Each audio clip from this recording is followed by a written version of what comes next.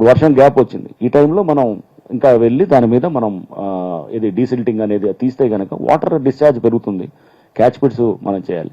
ఎక్కడైతే అబ్స్ట్రక్షన్స్ ఉన్నాయో దాన్ని ఇమీడియట్గా ఏమైనా చేయాలి. ఇది మనం చేయగలిగేది, ఇమీడియట్గా మనం చేయగలిగేది. కొన్ని చోట్ల మనం ఏది క్యాపిటల్ వర్క్స్ ఉంటాయి, ఏదో కల్వర్ట్ కట్టాలో లేకపోతే ఇంకేదో అంటే అది మా చేతుల్లో ఉండదు. We request GHMC are some coordination issues కూడా వాళ్ళతో కూడా మేము టేకప్ చేస్తుంటాం. And we have very optimistic and active GHMC commissioner. So అది మాకు కూడా అందుకోసం we have a very good equation and బాగా వర్క్స్ కూడా ఇమీడియట్గా జరుగుతూ ఉంటాయి అన్నమాట. పాజిటివ్గా ఉండే కమిషనర్ ఉండటం కూడా మాకు చాలా అడ్వాంటేజ్ అవుతుంది. సో అందుకోసం ఇవన్నీ కూడా ఉన్నప్పుడు అండ్ గవర్నమెంట్ కూడా ఎప్పటికప్పుడు సీఎం గారు మాది రివ్యూ చేసినప్పుడు కూడా అందరితో కూడా ఉండి ఇట్లా డిపార్ట్మెంట్ పరంగా మీరు ఇట్లా వాళ్ళు అట్లా అనేది if not working isolation or silos అనమాట. సో అందరూ ఒకటిగా చేయాలనేది నిత్యం కూడా మాకు చెప్తున్నప్పుడు అందరం కూడా మేము ఆ గ్యాప్ రాకుండా కూడా మేము అందరం కూడా వీ కీప్ వర్కింగ్ అనమాట. So this is how it is. But ఇంకా చాలా చేయాలి. ఇప్పుడు జస్ట్ మొదలెట్టింది మొదటి సంవత్సరం జర్నీ అనమాట. ఇంకా చాలా ఉన్నాయి. ఒక లేక్స్ డెవలప్ చేయడం అనేది అది చిన్న విషయం కాదు. లేక్ డెవలప్ చేయడం అంటే మాకు అనిపిస్తుంది, ఎందుకంటే చాలా అక్కడ రెసిస్టెన్స్ ఉంటుంది. మీరు ఇప్పుడు ఫర్ ఇన్స్టెన్స్ కుకట్పల్లి ఇప్పుడు మన చూశారు, ఇది ఇప్పుడు మేము ఇది నల్ల చెరువు కుకట్పల్లి, సిమిలర్ మన ఏది బుమ్రుక్ ద్వాల ఆర్ బతుకమ్మ కుంట, మేము 6 చెరువులు డెవలప్ చేస్తున్నాం. బతుకమ్మ కుంట వాజ్ నాట్ ఈజీ. బతుకమ్మ కుంట దాన్ని కోర్టులో చాలా ఎదుర్కోవాల్సి వచ్చింది. అవతల ఉన్నటువంటి ఎవరైతే ఈ చెరువు నాది అని క్లెయిమ్ చేస్తున్నాడో he was trying to grab over that land. And అది దాంట్లో ఒక స్టేజ్లో మమ్మల్ని పర్సనల్గా కూడా అందరినీ చేస్తూ నన్ను అయితే అసలు ఇది పర్సనల్గా మాట్లాడాడు, దావుద్ ఇబ్రహీము లేకపోతే ఒక ఇది డాను మాఫియా హిట్ అని చెప్పి. సో అవన్నీ ఉంటాయి, అవన్నీ ఎదుర్కొంటూ పోతూనే ఉండాలి అంతే.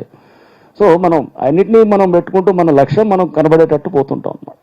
పోతూ అండ్ సేమ్ నల్ల చెరువు ఫర్ ఇన్స్టెన్స్ కుకట్పల్లి ఆ డెమాలిషన్ చేసినప్పుడు if you recall September 22 last year చేసినప్పుడు చాలా అప్రోర్ ఉంది. ఒక కేటరింగ్ అతను వాళ్ళ ఇంట్లో సామాన్ తీయలేదని అతను మొత్తం వచ్చేసి ఇదంతా అయింది. చాలామంది వచ్చి ఏడుపులు పెడబొబ్బలు ఇవన్నీ చూసాం. అప్పుడు యాక్చువల్గా మేము చెప్పాం కూడా వాళ్ళకి, అంటే ఎవరు ల్యాండ్ ఓనర్స్ చెప్పాం.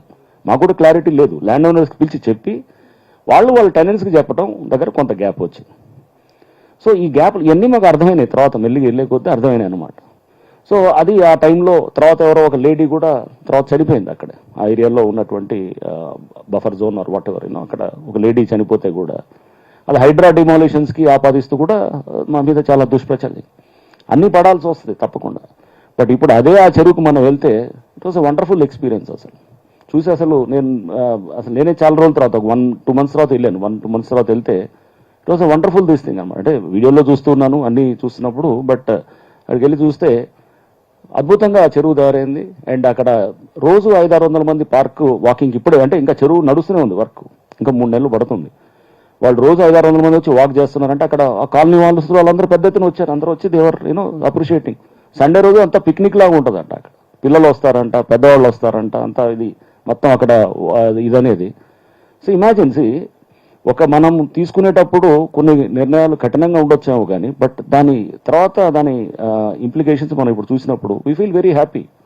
అంటే బోటింగ్ పెట్టవచ్చు రేపు, లేదా అంటే దాని చుట్టూ ఒక పెద్ద ట్రాక్ వచ్చింది, 1.5-2 kilometers ట్రాక్, చెట్లు వస్తాయి, మంచి ఆహ్లాదకరం. అండ్ అదంతా అది ఇంతకుముందు సీవేజ్ ఉండేది, మురికి నీళ్ళు ఉండేది, వాసన అక్కడ ఆ ప్రాంతం వాసన ఉండే పరిస్థితి కానీ దాంట్లో ఇప్పుడు అంత ఫ్రెష్ వాటర్, అది రెయిన్ వాటర్ అన్నమాట. సో దానికి ఇన్లెట్ నాలాస్ అన్ని కూడా తీసుకొని ఇది దాదాపు 6-7 ఇన్లెట్ నాలాస్ని రివైవ్ చేశాం. ఇంతకుముందు ఇన్లెట్ నాలాస్ లేకుండే, ఓన్లీ డ్రైనేజ్ వస్తుండే అనమాట. ఆ చుట్టుపక్కల వాళ్ళు వచ్చారు, ఆ కాలనీస్ వాళ్ళు, సరే ఇంతకుముందు మన ఇక్కడ నీళ్లు వర్షం పడితే కనుక 2-3 అడుగులు నీళ్ళు నిలిచేది, మాకు ఇప్పుడు నీళ్లు నిలవట్లేదు అంతా. సో ఇదంతా టైం టెస్టెడ్. ఇదేం మనం కొత్తగా హైడ్రా చెప్తుందో లేకపోతే ఇంకేదో ప్రభుత్వం చెప్తుందో కాదు. ఇవన్నీ these are all the time tested principles అండి. ఒక చెరువు ఉంటే కనుక that is the best way to address a flood mitigation అనమాట. చెరువుకి చాలా ఫంక్షన్స్ ఉంటాయి. ఒక చెరువుకి కానీ ఒక నాలాకి ఆ ఫంక్షన్స్లో flood mitigation is one very important function అనమాట. సో ఏది ఒక మోక్షగుండ విశ్వేశ్వరయ్య గారినో లేకపోతే మనం అనుకుంటాం కాకతీయులు టైంలో చెరువులు దొబ్బించినారనో, లేకపోతే నిజాం కాలంలో చేసినారనో, లేకపోతే ఇంకేదో పలానా అశోకుడు చెట్లు నాటిచ్చాడనో మనం చెరువులు ఇవన్నీ విన్నాము. మాకు ఇప్పుడు చేసే కొద్ది అర్థమవుతుంది, అరే ఎందుకు దీనికి అనేది these are the time tested principles అని. మాకు తెలియదు, నాకు ఇక్కడికి వచ్చేదాకా తెలియదు ఇది ఫ్లడ్ మిటిగేషన్కి ఇట్లా ఇంత అవసరం అని. చదువుకున్నాం కానీ బట్ ఇప్పుడు అర్థమవుతుంది అన్నమాట. సో ఇప్పుడు ఈ చెరువును మనం కనుక అడ్రస్ చేస్తే ఈ ఏరియాస్ అంతా కింద మనకి ఇదంతా అడ్రస్. సో ఆ ఎక్స్పర్టీస్ వచ్చేసింది ఇప్పుడు మాకు బయన్లాజ్ అందరికి కూడా. సో ఈ ప్రాంతాలన్నీ కూడా క్యాచ్మెంట్ ఏరియాలు ఎక్కడ అంటే మైక్రో క్యాచ్మెంట్ స్టడీ చేయాలి, చేసి మనం క్యాచ్మెంట్ని అర్థం చేసుకోవాలి, అర్థం చేసుకున్న తర్వాత ప్రాబ్లం ఎక్కడో చేయాలి, చేసిన తర్వాత ఇది. సో దీంట్లో ఇది ఉన్నది డిజాస్టర్ దాంట్లో కూడా కొన్ని ఇబ్బందులు ఉన్నాయి మాకు. అంటే ఎటువంటి ఇబ్బందులు అంటే వెదర్ ఫోర్కాస్ట్ దగ్గర కొంత మాకు అదొక గ్రే ఏరియా ఉంది.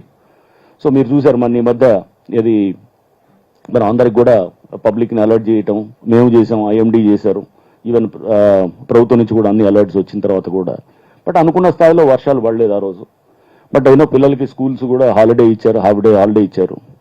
ఇచ్చిన తర్వాత ఇది వర్క్ ఫ్రమ్ హోమ్ పెట్టారు.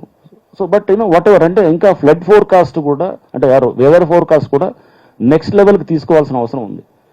అండ్ ఇవన్నీ ఎందుకు అంటున్నానంటే ఇప్పుడు ఉన్నటువంటి ఎఫెక్ట్ ఇది ఇప్పుడు 2-3 ఏళ్ళు ఉండేది కాదు, నెక్స్ట్ 60-70 ఏళ్ళు ఉంటుంది, నెక్స్ట్ 100 ఏళ్ళు ఉంటుంది. ఇప్పుడు ఒక చెరువుని తయారు చేస్తుంటే we are doing it for next 100 years. గుర్తుపెట్టుకోండి, ఇట్ ఈస్ నాట్ జస్ట్ ఏదో నెక్స్ట్ 5 ఏళ్లకు 10 ఏళ్లకు చేస్తుంది కాదు, నెక్స్ట్ 100 ఏళ్ళకి మనం తయారు చేసినటువంటి బిల్డ్ చేస్తున్నటువంటి ఇన్ఫ్రాస్ట్రక్చర్ అనమాట. అంటే మన సొసైటీకి ఈ ఇన్ఫ్రాస్ట్రక్చర్ అనేది చాలా చాలా కీలకం. అండ్ దీంట్లో చేస్తున్న క్రమంలో మీకు కొన్ని మనకి చాలా ఇంపార్టెంట్ కూడా మీరు అందరూ మీకు అంతా తెలిసి ఉంటుంది. బ్రెంట్లాండ్ కమిషన్ మీకు తెలుసు. బ్రెంట్లాండ్ నార్వేజియన్ ఎక్స్ ప్రైమ్ మినిస్టర్ ఉన్నారు. సో అప్పుడు ఈ సస్టైనబుల్ డెవలప్మెంట్ అనేది కూడా వారి నుంచి వచ్చినటువంటి మాట అనమాట. అక్కడ సస్టైనబుల్ డెవలప్మెంట్లో కూడా మీకు తెలుసు అంటే development without compromising the needs of the future generations అనమాట. So development in such a way that ముందు తరాల్లో వాటికి మనం డ్యామేజ్ చేయకుండా ఇప్పుడు డెవలప్ అయ్యేదాన్ని తీసుకెళ్తూ ఆ లెగసీని కంటిన్యూ చేయాలనేది ఉందన్నమాట. ఇది పాతది నుంచి ఇంటర్ జనరేషనల్ ఈక్విటీ అంటారు, చాలా ఇంపార్టెంట్. అంటే ప్రతి జనరేషన్కి మనం అది మెయింటైన్ చేయాలి. నీ ముందు తరం వాళ్ళు నీకు మంచిగా ఇచ్చారు, నువ్వు దాన్ని మొత్తం నాశనం చేసి భ్రష్టు పట్టి దాన్ని మొత్తం ఇచ్చేసి నీ తర్వాత వచ్చి నీ పిల్లలకి నీ మనవాళ్ళకి వాళ్ళకి అట్లా ఇస్తానంటే గనక కాదు. అలా జరిగింది, ఇప్పటిదాకా జరిగింది అదే, ఇప్పటిదాకా జరుగుతున్నది కూడా అదే. మీకు చూస్తే గనక ఒక ప్లాస్టిక్ పరంగా కానీ చెరువులు కూడా 60-65% మొత్తం చెరువులు పోయినాయంటే గనక నీళ్ళే లేవు. రేపు నీళ్లు తాగాలంటే సరైన నీళ్ళు లేవు. క్యాన్సర్లు ఎందుకు వస్తున్నాయి? ఎందుకు పిల్లల్లో ఫర్టిలిటీ ఇష్యూస్ వస్తున్నాయి? ఎందుకు రోగాలు? వాళ్ళు చిన్నపిల్లలు చిన్నప్పుడే వాళ్ళందరికీ కూడా రోగాలు వస్తున్నాయి. ఇవన్నీ these are all related to pollution related things. ఈయన అడ్రస్ చేయకపోతే గనక ముందు మనకి ఏమవుతుందంటే ఏది మన సమాజం లేదా మన దేశం కూడా అంతా హెల్త్ పరంగా ఇష్యూస్ ఉండి వీక్గా ఉండే హెల్త్ పరంగా వీక్గా ఉండే యంగ్స్టర్స్ లేకపోతే వీళ్ళు సరైన ఆరోగ్యం లేని వాళ్ళు అటువంటి దేశాన్ని కాదు కదా మనం చేయాలనుకునేది. We want healthy country and మంచి రేపు ఒక బెటర్ డైరెక్షన్కి వెళ్ళే కంట్రీ కావాలి. కానీ రోగగ్రస్తులైన వాళ్ళు లేకపోతే ఆరోగ్యపరమైన ఇష్యూస్ ఉండేవాళ్ళు అదంతా అది కాదు మనం కావాలనుకునేది. So we are working in those directions. అంటే ఆ లార్జర్ పిక్చర్ చూస్తున్నాం మేము. ఎందుకంటే శాంపుల్స్ తీసి టెస్ట్ చేస్తే ఇది చెరువుల పక్కన శాంపుల్స్ తీసి టెస్ట్ చేస్తే నాకు ఇది నేషనల్ ఇన్స్టిట్యూట్ ఆఫ్ న్యూట్రిషన్ సంబంధించిన ఒక ఎక్స్ డైరెక్టర్ వారు చెప్తుండే అనమాట. అక్కడ శాంపుల్స్ తీసి ప్యాడీ కొంత గ్రో చేసిన దానికి అక్కడ చూస్తే కనుక ఆ పక్కన వరి పండించిన దగ్గర దాంట్లో క్యాన్సరస్ ట్రేసెస్ కనబడుతున్నాయి. మేము సున్నం చెరువు దగ్గర వాటర్ తీసి మనం చెక్ చేస్తే దాంట్లో క్యాన్సర్ ఎలిమెంట్స్ ఉన్నాయన్నమాట.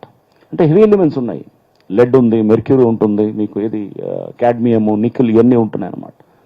సో ఇవన్నీ మనకి ఉన్నప్పుడు ఇప్పుడు we are now addressing those issues. ఎన్ని చేస్తామంటే ఎస్ తప్పకుండా చేస్తూ పోతాం.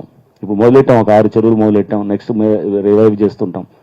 పబ్లిక్ ప్రైవేట్ పార్ట్నర్షిప్లో కూడా చేయాలి. ఈ చేసే క్రమంలో జాగ్రత్తగా చేయాలి. ఎందుకంటే సిఎస్ఆర్ కింద మళ్ళా చెరువులు కొట్టేద్దామని చూస్తే ఒప్పుకోవట్లేదు. సో దాని మీద కూడా మేము వీఆర్ వర్కింగ్ అవుట్. సో చేస్తూ అది కొన్ని నిర్దిష్టమైనటువంటి ఇది కూడా ప్రభుత్వానికి సూచించడం కూడా జరుగుతుంది. అంటే సిఎస్ఆర్ అని స్వార్థపూరితంగా నిజంగా నీకు ఇంటెన్షన్ ఉంటే కమ్అట్ విత్ గుడ్ ఇంటెన్షన్. బట్ అంతేగాని నువ్వు ఇక్కడ దీన్ని కొంత చూసాం, కొన్ని చెరువులు డెవలప్ చేసినాయి. చెరువు 52 ఎకరాలు ఉంటుంది, 52 ఎకరాలు ఉంది. 12 ఎకరాల చెరువు అయితే 40 ఎకరాలు కొట్టేయాలని చూస్తాను అన్నమాట. అదేంది నీ ఆలోచన వేరేది. అక్కడ ఎవడెవడు ఉంటాడు, ఆ 40 ఎకరాలను ఎత్తుతుంటాను అనమాట. నేను ఈ 40 ఎకరాల ల్యాండ్ ఎవడుకుందని చూస్తుంటాను అనమాట. చూసి సో అంటే పోలీస్ ఆఫీసర్ కాబట్టి బేసికల్గా అట్లా ఎత్తుతుంటాం అనమాట. సో అంటే who is trying to get benefit out of it. అవి అట్లాంటివి ఉండకూడదు. మనం వీళ్ళు హ్యావ్ టు డెవలప్ లేక్ని మొత్తం